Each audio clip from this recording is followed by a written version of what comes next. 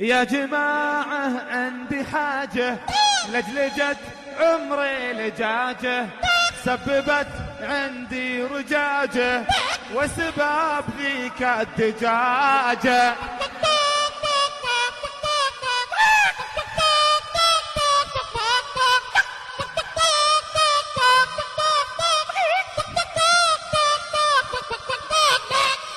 سببت عندي المشاكل همها تشرب وتاكل وان طلبت البيضة باكل ما رضت ذيك الدجاجة.